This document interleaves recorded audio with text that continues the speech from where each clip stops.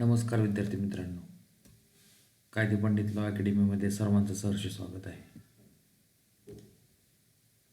मी आनंद बोकेपुढे परत एकदा आपल्याला ड्राफ्टिंग, प्लेडिंग अँड कन्व्हिन्सिंग या विषयातील एक क्रिमिनल ड्राफ्ट आज आपल्याला डिस्कस करणार आहे. तर त्या संदर्भात आपण डिस्कस करूया. तर चला पाहूया. Draft type application for anticipatory bail. Application for anticipatory bail under section 438 of criminal procedure code. की हे एक ॲप्लिकेशन आहे आणि हे ॲप्लिकेशन आहे पहा, क्रिमिनल प्रोसिजर कोड ह्या संदर्भातलं ॲप्लिकेशन आहे. क्रिमिनल प्रोसिजर कोड आणि ह्या ॲप्लिकेशनचा जो काही सेक्शन आहे आणि जो काही कोड आहे तो कोड आहे पहा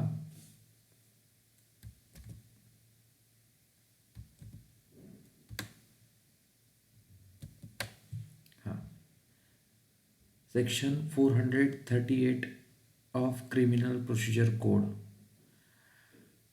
फौजदारी प्रक्रिया संहिता 1973 आणि सेक्शन आहे 438. ह्या सेक्शनप्रमाणे हे अँटिसिपेटरी बेलचं ॲप्लिकेशन दाखल केलं जातं. तर हे जे काय अँटिसिपेटरी बेल ज्याला आपण मराठीत म्हणतो अटकपूर्व जामीन, की अटकपूर्व जामीन हा दाखल करण्याकरता कशा प्रकारे ॲप्लिकेशन केलं जातं, कसा मिळवला जातो, की हा जो अँटिसिपेटरी बेल आहे हा अटकपूर्व जामीन आहे, तो जामीन हा कशा प्रकारे ड्राफ्ट केला जातो, त्या संदर्भात इथे आपण आज माहिती घेणार आहोत. तर इथे सुरुवातीला ह्या ॲप्लिकेशन ड्राफ्ट करत असताना सुरुवातीला त्या ॲप्लिकेशन संदर्भात पहिल्यांदा कोर्टाचं नाव येईल. तर साहजिकच इथे पहा कोर्टाचं नाव आहे in the court of district and session जज Pune. In the court of district and session जज पुणे. आता इथे डिस्ट्रिक्ट आणि सेशन जजमध्येच हा अँटिसिपेटरी बेल दाखल का होतो, तर त्याची प्रोव्हिजन अशी आहे की जर एखाद्या कॉग्निजेबल केसमध्ये जर अटक होण्याची तिथे जर त्या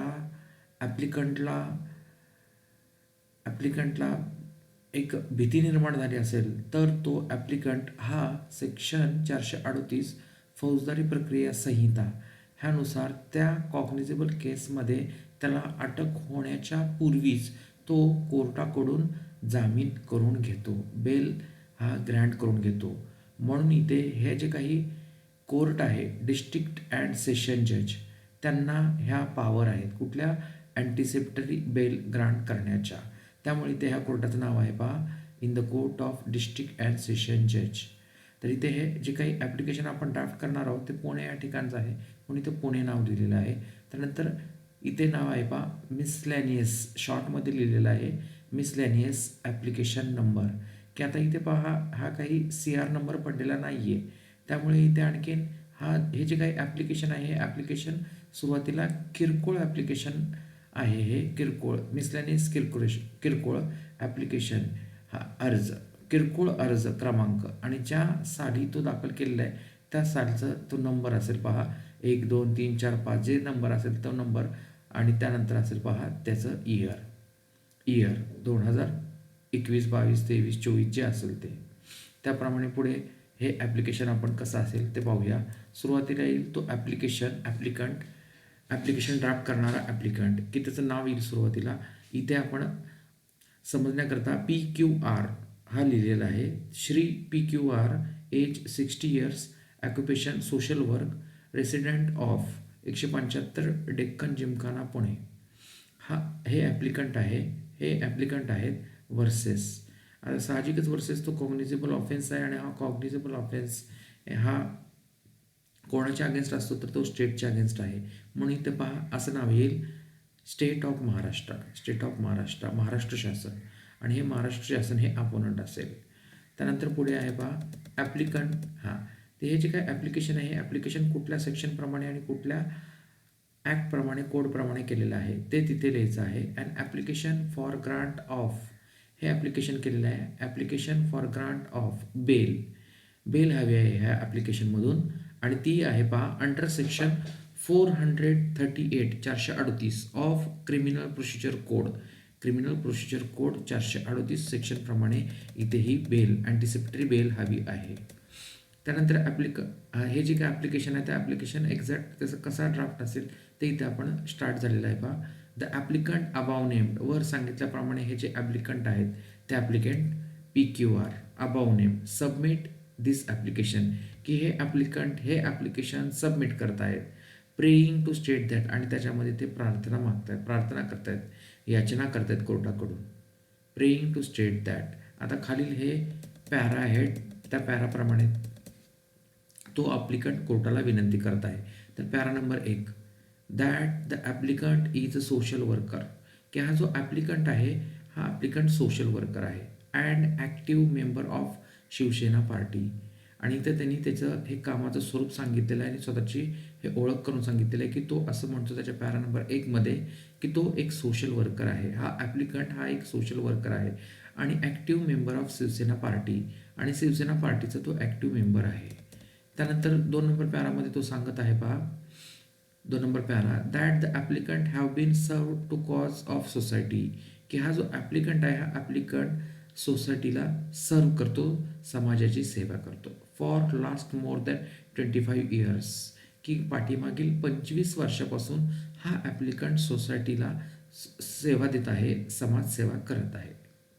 पॅरा नंबर 3,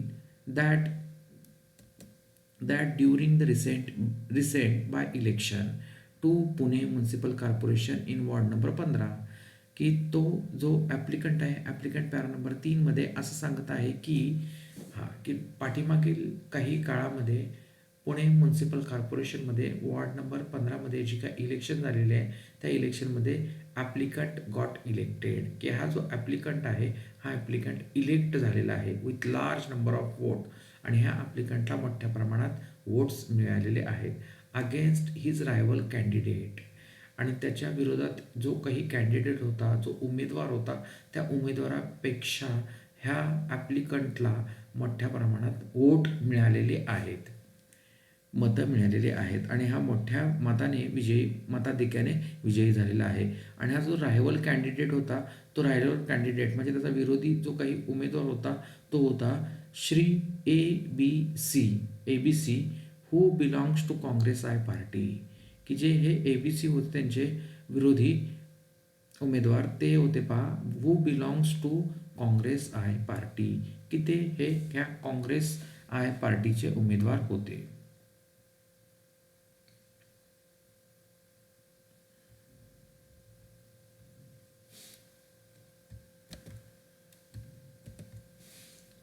त्यानंतर पुढे पॅरा नंबर 4मध्ये, that during the election campaign, की जी काही प्रचार सभा चालू होती, प्रचाराची जी काही त्यांची जी काही वेळ होती त्या कॅम्पेनमध्ये, मोहिमेमध्ये, इलेक्शनच्या प्रचाराच्या वेळेस, there were a great many allegation was made by member of both parties. ह्या दोन्हीही ॲप्लिकंटने, आणि ह्या ॲप्लिकंट म्हणजेच हा जो शिवसेनेचा जो काही उमेदवार होता जो विजयी झालेला आहे तो स्वतः ॲप्लिकंट याने, आणि तो जो काही काँग्रेस आयचा जो उमेदवार होता त्या दोघांमध्ये मोठ्या प्रमाणात इथं ॲलिगेशन दोघांनीही एकमेकाविरुद्ध केलेले आहेत. Tries his best to make all malicious attempt, आणि त्याप्रमाणे हे ॲप्लिकंट असे सांगतात की हा जो काँग्रेस आयचा कॅन्डिडेट होता, हा जो विरोधी उमेदवार होता तो ट्रायज हिज बेस्ट, त्याला शक्य आहे तितकं तो मॅलिशियस अटेम्प्ट, द्वेष भावनेने प्रयत्न करत होता, अ सोल इंटेन्शन, आणि त्याचा एकच हेतू होता की to defeat candidature of this applicant, की हे जे काही ॲप्लिकंट आहेत त्यांना तो पराभूत करण्याकरता त्याला जितके शक्य आहे तितके त्यांनी हे मॅलेशियस अटेम्प्ट, आकसपूर्ण हे जे काय प्रयत्न आहेत ते प्रयत्न केले होते. Para number 5, that the said Congress I candidate could not withstand his defeat in election, आणि तो जो काँग्रेस आयचा कॅन्डिडेट होता हा ॲप्लिकंटच्या विरोधातला जो उमेदवार होता तो जो कॅन्डिडेट आहे तो काय झालेला आहे, पराभूत झालेला आहे. Withstand his defeat in election and since date of declaration of election result. आणि त्याप्रमाणे हे जे काही डिक्लेरेशन झालेलं आहे, ह्या जे काही इलेक्शन झाले त्या इलेक्शनचं जे काही डिक्लेरेशन निकाल लागलेला आहे, आणि त्या निकालाच्या दिवशी म्हणजेच कधी लागलेला आहे पहा, इलेक्शन रिझल्ट ऑन 1/12/2023 1/12/2023 रोजी ह्या इलेक्शनचा निकाल जाहीर झालेला आहे आणि त्या दिवसापासून situation as a whole has gone bad to worse आणि त्याप्रमाणे त्या ठिकाणी जी काही परिस्थिती आहे ती परिस्थिती खूप वाईट झालेली आहे. बॅड टू वर्स्ट झालेली आहे, वाईट झालेली आहे. Next para number 6 that on about 12/12/2023 12/12/2023 a person alleged to have been active member of Congress party was stabbed and be died on following date. की हा जो काही विरोधी पक्ष होता त्यातील जो काही मेंबर होता तो एक मेंबर आहे काँग्रेस आयचा, त्याला स्टॅब केलेला आहे आणि ती घटना झालेली आहे 12/12/2023 रोजी. स्टॅब म्हणजे बोक्सून त्या काँग्रेस आहे ह्या पार्टीमधील एका मेंबरची हत्या करण्यात आलेली आहे. डाईड झालेला आहे, तो मृत्यू पावलेला आहे. पुढे para number 7 that the applicant believes that on account of such unhealthy political activities indulge in to a set defeat candidate. की हा जो पराभूत झालेला उमेदवार आहे, हा पराभूत झालेला उमेदवार हा खूप अनहेल्दी पॉलिटिक्स की जे काही पॉलिटिक्स ॲक्टिव्हिटीज की ते जे काही राजकीय त्याच्या ॲक्टिव्हिटीज आहेत ह्या अनहेल्दी आहेत, त्या योग्य नाही आहेत. अशा खूप ॲक्टिव्हिटी हा पराभूत झालेला उमेदवार करत आहे आणि त्यामुळे some malicious plan and design have been work out आणि त्यामुळे हा जो ॲप्लिकंट आहे ॲप्लिकंटच्या विरोधात आकसपूर्ण असे हे काही प्लान रचना आराखडा बनवलेला आहेत as intention to implicate this applicant. आणि त्या प्लॅननुसार त्या डिझाईननुसार हा जो ॲप्लिकंट आहे ह्या ॲप्लिकंटला इम्प्लिकेशन करायचं होतं, गुंतवायचं होतं, त्याच्यावरती खोट्या केसमध्ये त्याला गोवण्याकरता इथे ह्या जो काही पराभूत झालेला उमेदवार आहे त्याने हे प्लान डिझाईन आखलेले होतं. त्यामुळे इथे this applicant for having committed or concern such a non bailable offence. आणि इथे ह्या ज्या काही ॲप्लिकंट आहेत त्या ॲप्लिकंटला ह्या नॉन बेलेबल ऑफेन्समध्ये इम्प्लिकेशन करण्याच्या हेतूने इंटेन्शनने त्याला काय केलेलं आहे, डिझाईन किंवा तिथे प्लान बनवलेले आहेत. ते प्लान बनवले आहेत ह्या डिफिटेड कॅन्डिडेटने आणि त्यानुसार तो हा अनहेल्दी पॉलिटिक्सच्या ॲक्टिव्हिटी करत आहे, त्यात गुंतलेला आहे, इंडल्ग झालेला आहे. पुढे that the applicant submit that para number 8 that the applicant submit that. त्याप्रमाणे इथे हा जो ॲप्लिकंट आहे पुढे असं सांगतो की since the date of declaration of election, की हे जे काही इलेक्शन झालं आहे इलेक्शनमध्ये तो उमेदवार विजयी झालेला आहे स्वतः ॲप्लिकंट आणि त्या मोठ्या मताधिक्याने आणि त्याप्रमाणे त्या दिवसापासून त्या डिक्लेरेशनच्या दिवसापासून जो काही निकाल आला रिझल्ट आला त्या दिवसापासून की तो जो ॲप्लिकंट आहे तो ॲप्लिकंट काय केलेला आहे, हॅड गॉन टू तिरुपती. त्या दिवसापासून तो तिरुपतीला गेलेला आहे, तिरुपती बालाजीला गेलेला आहे ऑन अ पिलिग्राम. तिथे त्याप्रमाणे तिथे एक धार्मिक टूर आहे, pilgrim tour. And when he return, आणि जेव्हा तो त्या पिलिग्रामवरतून रिटर्न आलेला आहे, तिरुपती बालाजीवरून रिटर्न आलेला आहे, त्यानंतर बॅक टू हेडक्वार्टर, तो त्या हेडक्वार्टरला आलेला आहे. हेडक्वार्टर्स एस्टरडे नाईट, काल रात्री. त्यानंतर he come to know about such acquisition against his and hence this application, की त्याला हे लक्षात आलं जेव्हा तो त्या हेडक्वार्टरला त्यांनी व्हिजिट केलं स्वतःच्या आणि रात्री त्याला हे असं समजण्यात आलं की त्याच्या विरोधात हे सगळे आरोप केलेले आहेत, ॲक्विजिशन केलेले आहेत. आणि म्हणून हा जो काही ॲप्लिकंट आहे त्या ॲप्लिकंटने ही जी काही ॲप्लिकेशन आहे, ॲप्लिकेशन फॉर अँटिसिपेटरी बेल हे दाखल केलेलं आहे. पुढे para number 9 that the applicant states and submit that he had not concern with any such offence, की तो ह्या कुठल्याही ऑफेन्स संदर्भात गुन्ह्यासंदर्भात कन्सर्न नाही. If he committed by some miscreants and contention of an applicant will be explicit from very fact that the applicant was out of headquarter throughout and thus he is innocent too. की तो असं म्हणतो की हे जे काही त्याच्यावरती आरोप केलेले आहेत ते आरोप पूर्णपणे चुकीचे आहेत आणि तो आत्ताच वरती सांगितलेल्या पॅरामध्ये सांगितल्याप्रमाणे तो इथे हा जो काही ऑफेन्स घडलेला आहे तो ऑफेन्स घडते वेळेस तो आउट ऑफ हेडक्वार्टर तो त्या शहरामध्ये पण नव्हता, तो त्याच्या हेडक्वार्टरमध्ये पण नव्हता. थ्रू आउट अँड दस ही इज इनोसंट आणि म्हणून तो म्हणतो की मी इनोसंट आहे, मी निष्पाप आहे. Para number 10 that the applicant apprehends that ॲप्लिकंटला भीती अशी आहे की पॅरा नंबर 10मध्ये तो असं म्हणतो की मला भीती आहे दॅट ही मे अरेस्टेड की त्याला अटक होण्याची शक्यता आहे on such acquisition and hence this application की ह्या आरोपानुसार त्याला अटक होण्याची शक्यता आहे म्हणून त्याने हे ॲप्लिकेशन दाखल केलेलं आहे. नेक्स्ट पुढे para number 11 that this application furthermore submit that this application is not granted by honorable court flagrant injustice will be done with him for no fault on his part की जर हे application हे कोर्टाने grant केलं नाही तर त्याच्यासोबत खूप मोठा ग्रॉस असा इनजस्टिस होईल, त्याच्यावरती अन्याय केला जाईल की ज्याचा त्याचा कुठलाही फॉल्ट झालेला नाही आहे, त्याची कुठलीही अशी चूक केलेली नाही आणि त्यामुळे इथे जर त्याला अरेस्ट झाली तर तिथे मोठ्या प्रमाणात त्याच्यासोबत अनजस्टिस होईल. म्हणून तो सांगतो पुढे पॅरा नंबर 12मध्ये that the applicant also believe that की ॲप्लिकंटला असा विश्वास आहे he will not deprive his illegitimate and fundamental right की त्याला तो त्याचा लिजिटिमेट राईट आहे, फंडामेंटल राईट आहे, राईट टू लिबर्टी हा व्हायलेट होणार नाही, डिप्राइव्ह होणार नाही, हे ॲप्लिकंटला माहिती आहे, बिलीव्ह आहे.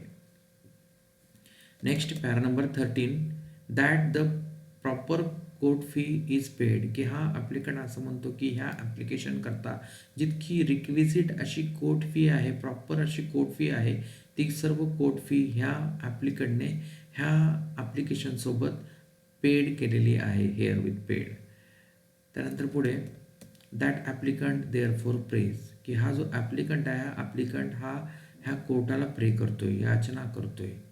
Praise that this application be kindly allowed की हे जे काही अँटिसिपेटरी बिलचं ॲप्लिकेशन आहे हे ॲप्लिकेशन अलाउड करण्यात यावं and order granting anticipatory bell आणि एक ऑर्डर पास करण्यात यावी की जी ऑर्डर अशी असेल टू ग्रांट अँटिसिपेटरी बेल की हे जी काय अँटिसिपेटरी बेल आहे ही अटकपूर्व जामीन आहे, हा जामीन मंजूर करण्यात यावा and be issued in favour of applicant की ॲप्लिकंटच्या फेवरमध्ये हे ॲप्लिकेशन डिक्रीट ग्रांट करण्यात यावं. त्यासोबत इथे पुढे सांगितलेलं आहे पहा, इथे पुढचा जो ड्राफ्टमधला पॉईंट असेल तो ते असेल पहा पुणे डेट असेल, त्यानंतर सिग्नेचर ऑफ ॲप्लिकंट तो ॲप्लिकंट आहे, त्या ॲप्लिकंटचं सिग्नेचर असेल, त्याच्यानंतर पुढे signature for applicant advocate for plaintiff ॲप्लिकंटची सिग्नेचर झाल्यानंतर ते जे काही ॲडव्होकेट आहे त्या ॲडव्होकेटचं सिग्नेचर असेल आणि लास्टला ॲज युज्युअल व्हेरिफिकेशन असेल. व्हेरिफिकेशनमध्ये ॲप्लिकंटचं नाव आणि इथं असं सांगितलं जाईल solemn affirmation para number 1 to 14 para number 1 to 14 is true and correct with the knowledge of me and hereby I sign thereunder असं हे व्हेरिफिकेशन असेल.